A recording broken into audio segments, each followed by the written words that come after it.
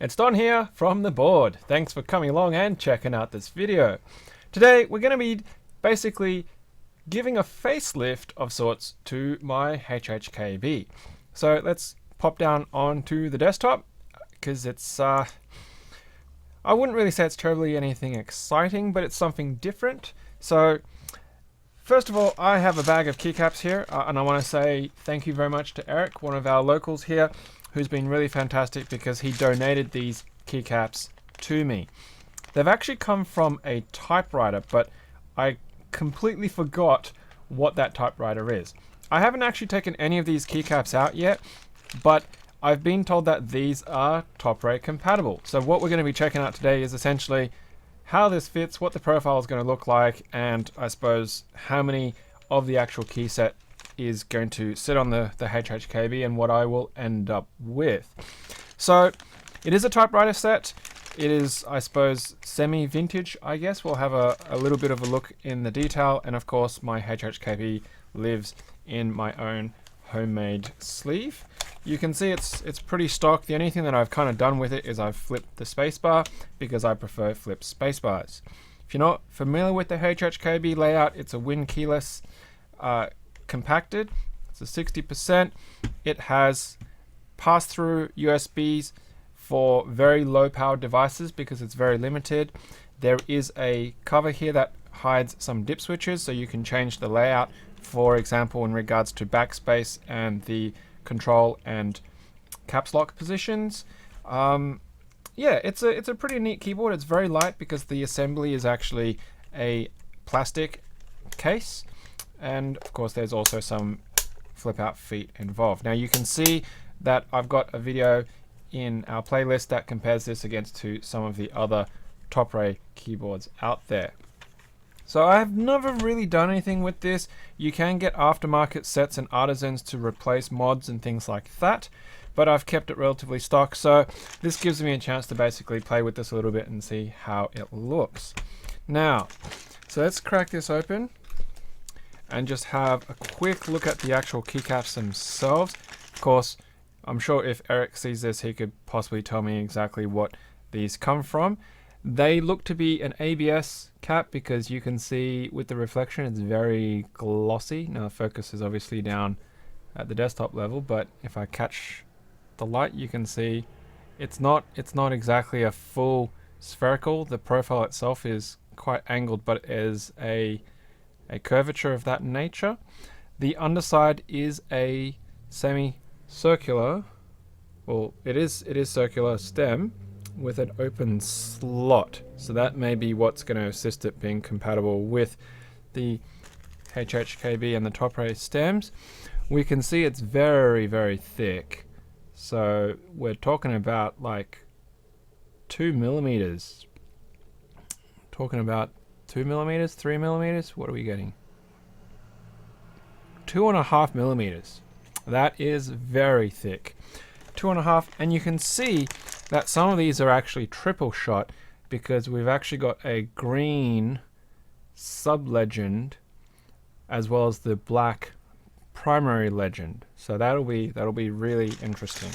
Now I'm expecting that we're probably going to be able to fill the alphas because it's a typewriter set, but as for the mods, that might be a little bit challenging since they're probably not going to be the standard size, especially when you see that the return or enter key here is not even a standard fat big ass enter. It's a typewriter enter of some descriptions. That's look at that stabilizing stem right there. That's an absolute beast.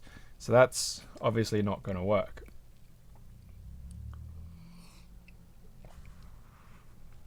The other thing that is very evident just by picking it up is the spacebar is obviously also not going to work because it doesn't utilize the stabilization system.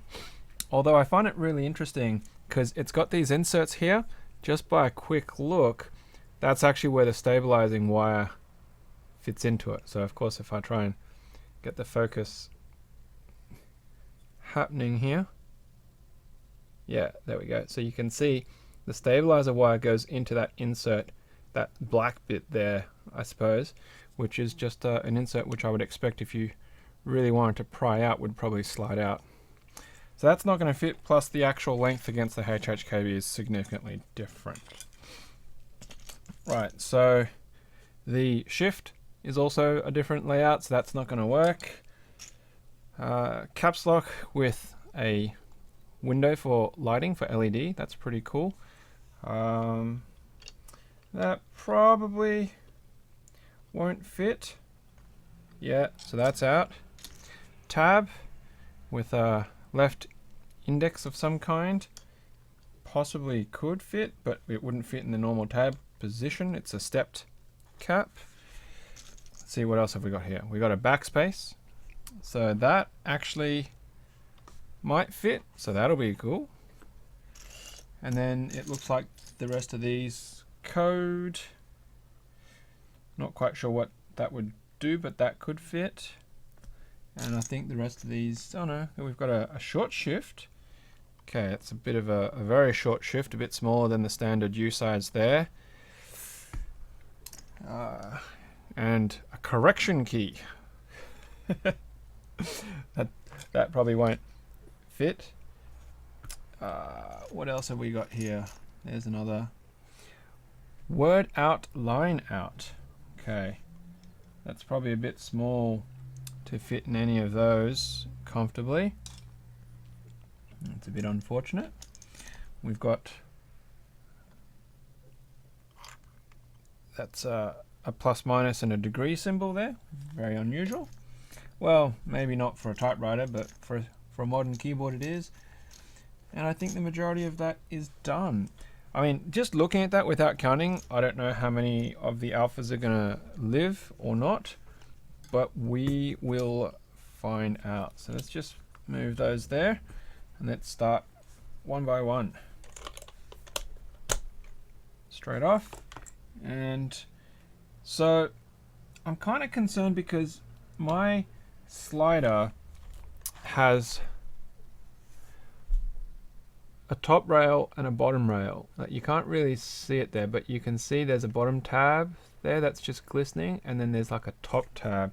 So, and if you compare the actual Topre stem, it's slotted top and bottom, whereas this doesn't have that. So I don't know if it's not gonna natively fit, or is it?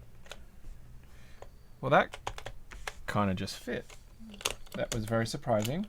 Wow, this is so thick that the pull is having challenges, but it didn't really look like it broke the tab. Okay, now I understand what's going on. So if we actually look at the size of the stem, the size of the stems are different, and this typewriter one is actually smaller enough that you can put it in and the top notch will be on top of the stem where that slot is cut. So that is what is making sense. So if you put it in and then you just angle it appropriately, there you go.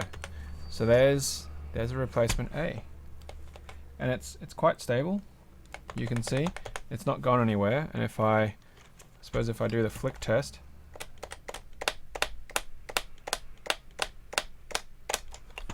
it also doesn't go anywhere. Cool. So that's the trick to using this. If you get these typewriter keys, is to make sure that they're seated on the bottom half. I'm sorry that I doubted you, Eric, but you know, first-hand experiences mean a lot. Wow, that angle is very interesting. It's actually very similar to the native angle, but look how much that key juts out. It's a very different look. It's a very different look. All right, so let's just keep going.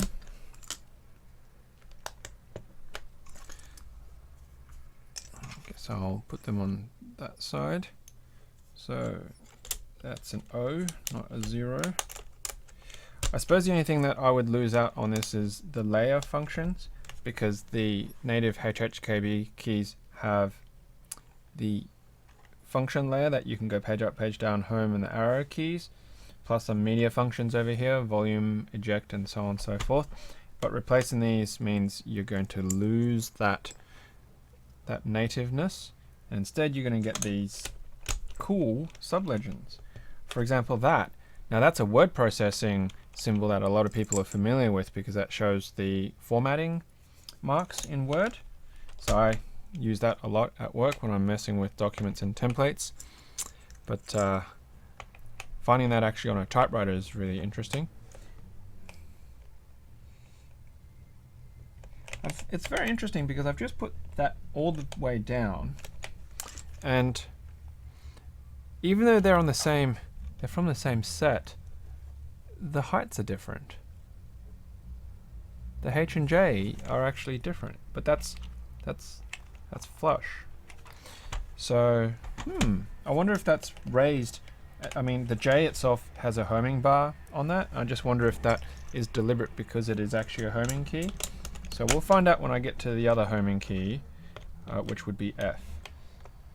But the Y and the T is also doing that too. Like you can see between the Y and the T, they're actually sitting at different heights. And that's pretty solid. So I'm not sure what's going on there. I don't feel like anything's breaking at the moment, but if I do break these sliders, I guess I'm probably going to be a little bit upset, maybe? I don't know. Okay. I suppose at least it's easier to tell which ones the originals are not because the color tone is very distinctly different. See, the U and the Y here are also sitting differently. This is super weird. Like, now that I've got R, T, Y, and U, look at how that profile is actually sitting differently. I wonder why that is. Unless if, of course, it's just user error on my behalf. But, yeah, I don't know.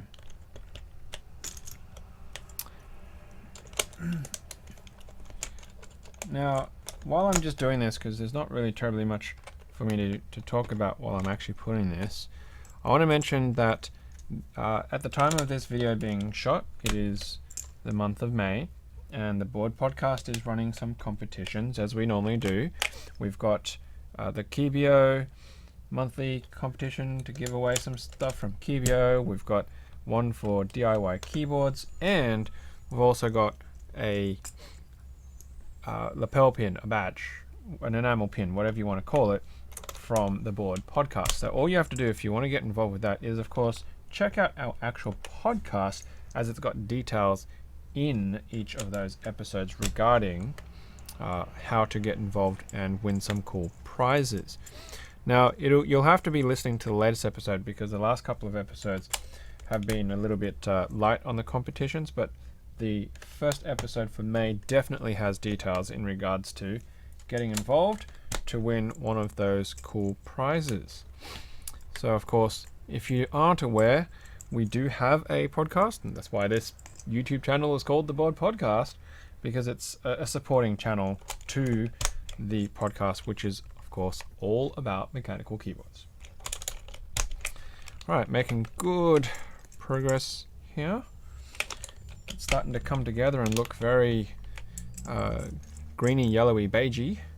Of course, lighting on my room here is pretty ordinary, but most people are kind of accustomed to it by now after 2 years of videos being produced in this room. Heaven forbid one day that we can afford a different place in the crazy housing market that is Sydney, and then you might be shocked to find the background significantly different and the lighting significantly different. For better or worse, actually. Alright, so you can see I'm also using a decent puller. It's actually a Wasad branded one, but wire pullers definitely for the win. Please don't use those horrible ring pullers. They are by far a poor choice for the removal of one's keycaps. Not saying that they won't work, but you're going to have a much better chance of scratching and damaging your keycaps, and they tend to have a habit of snapping and stuff like that as well. Now, if I really wanted to and I wanted to pick up more than one keycap, this would do that. Is that meant to be? I don't know what that one's meant to be. That one's a bit of a weird one. Maybe it's one of these punctuation ones and it's just a misprint. No, well, that one's definitely got comma and, well, apostrophe and quotation mark, so it couldn't have been that one. We got 1/2 and 1/4, which I suspect is probably indent related. Right.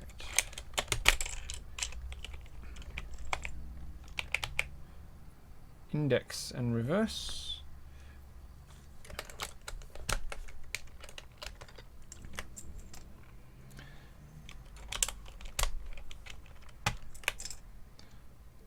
And there's another one.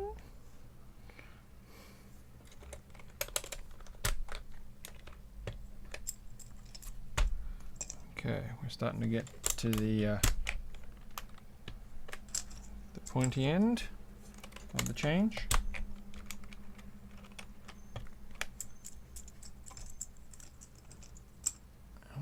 Got some bracket love. Ooh, okay. So that might be an interesting one, because we've obviously got some bracketing standards there, and then there's the last of the alphas. So we've got no more additionals, and we've got some unusuals. So there's the backspace. So how about we could pop the backspace, see how that looks and feels. Okay, and I think that's kind of it.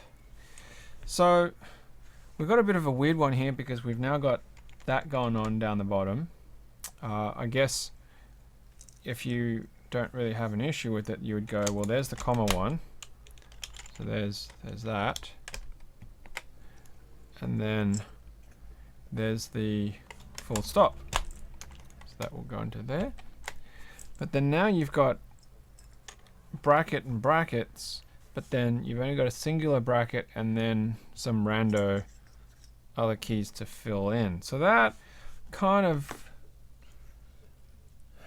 you could kind of do something with that, but it's just not consistent. And then up here you've also got the slash and tilde keys that are also not working. But so now that these are all seated in, let's check out how that attempt looks front on. There's definitely oddities, because you can see these front row here are sitting quite high, and then it drops down in the middle, and then it comes back up again. So you can sort of see that across here, right? So these two in the middle are lower, and then if we go up a row, you've got a couple of keys over here. So you've got the J and the K are sitting higher than the others, and then on the top row you've got the T and the O and the P are sitting lower than the other keys. The only one that's actually consistent right now is the num row is all the same height. So yeah, that's super bizarre. It's super bizarre. Like, num row is actually quite consistent, but the others are not consistent. In terms of the side profile, if we just check that out, the angle of the profile is actually very similar to the natural angle of the HHKB keycaps anyway. It's just elevated, it's just a higher keycap, and the end of it doesn't have this really sort of sharp angle that the HHKB does. It's got a much more pronounced front end of that, if that makes sense. So how does that feel to type on? It definitely does have a different sound to it. So let's just get the focus back. You can check out what that actually looks like. It is actually a very sort of greeny beige color. So come on. You're gonna play and focus. Ooh. There we go. Okay. So I'm just gonna move the microphone down and you can check out where you can hear the sound. So I'm gonna start with what was already on there. So this is the bracket keys. And insert and delete.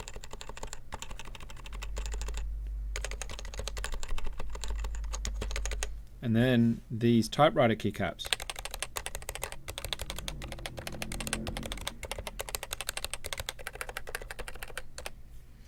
So just side-by-side comparison, this is typewriter, bracket, and then plus symbol, backslash, and then I guess by comparison we'll go with apostrophe and the return key, which is a larger U, and then the backspace and the return key.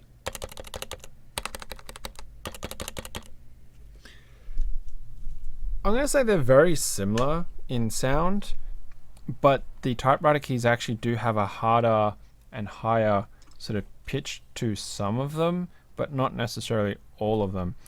I do wonder if the thickness of the cap means there's actually less space for the thock and the echo and the reverb that you would get normally from a HHKB typing experience, because that hardness is going to be reflecting sound differently than a vibrational aspect. But I don't know if it's actually a massive difference. But when you consider that the thickness of a standard HHKB keycap here is like, it's a millimeter versus 2.5 millimeters, that may actually be a significant difference. So let's just do a bit of random typing on this as a whole with the alphas to see what that sounds like.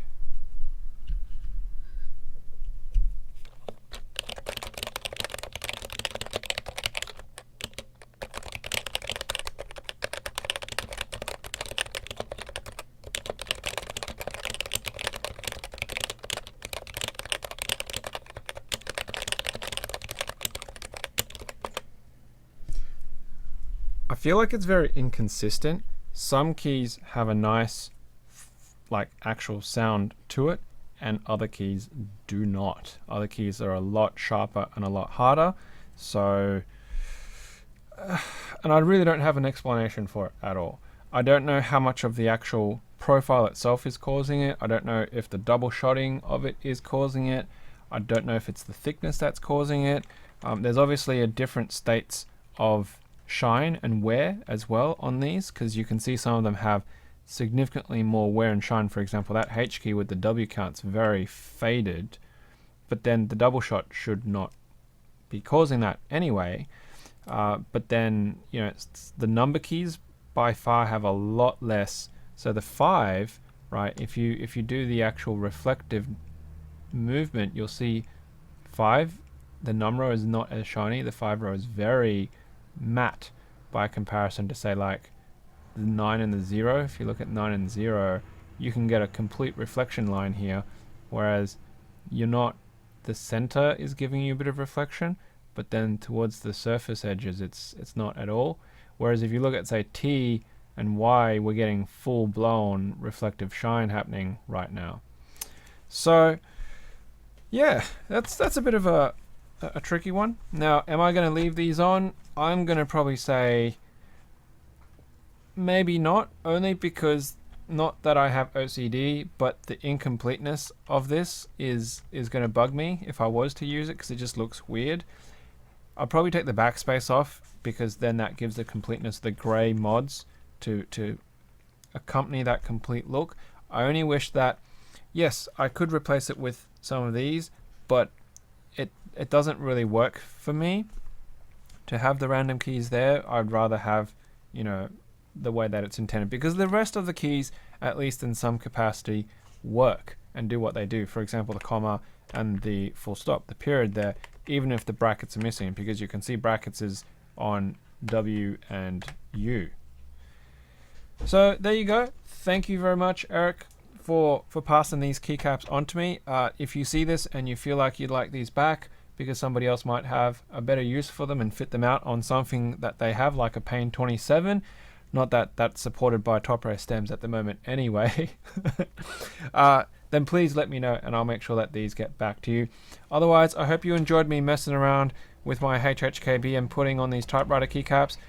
This is the kind of stuff that you can do if you go rummaging around and salvaging from old typewriters and keyboards and such as that.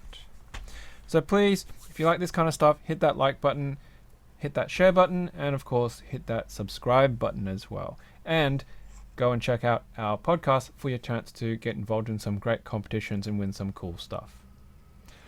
Rightio, well, my wife has just gone to go and pick up my daughter from daycare, so I better get all of this sorted and packed up. Otherwise, she's going to come home and start rummaging around keycaps. So thanks again for checking out this video, and of course, as usual, until next time, happy clacking.